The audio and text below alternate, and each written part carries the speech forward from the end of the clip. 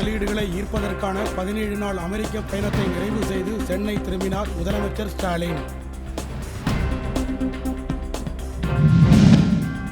பறவைகளை பாதிக்கும் கோவளம் உலங்குருதி திட்டத்தை கைவிடாவிட்டால் மாபெரும் போராட்டம் நடத்தப்படும் என அன்புமணி ராமதாஸ் எச்சரிக்கை. வெளிநாடுகளுக்கு வெங்காயம் ஏற்றுமதி செய்வதற்கான குறைந்தபட்ச விலையை ரத்து செய்தது நடுவண் அரசு. தங்கம் விலை 55,000 நெருங்குவதால் மக்கள் அதிர்ச்சி. 320 ரூபாய் உயர்ந்து ஒரு பவுன் 54,920 ரூபாய்க்கு விற்பனை. தமிழகம் முழுவதும் 2,763 நடுவங்களில் தொகுதி 2 2A தேர்வு தொடக்கம்.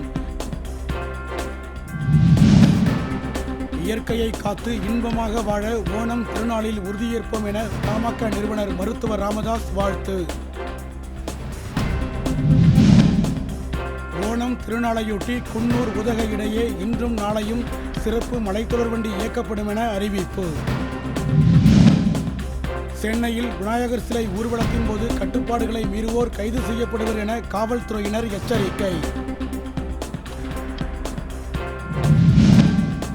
பராமரிப்பு பணிகள் காரணமாக சென்னை கடற்கரை தாம்பரம் இடையே நாளை மின்சார தொடர்வண்டி சேவை ரத்து செய்யப்படுவதாக அறிவிப்பு. மேற்கு திசை காற்றின் வேக மாறுபாடு காரணமாக தமிழகத்தில் 20ஆம் தேதி வரை மிதமான மழைக்கு வாய்ப்புள்ளதாக வானிலை ஆய்வு நிறுவனம் தகவல்.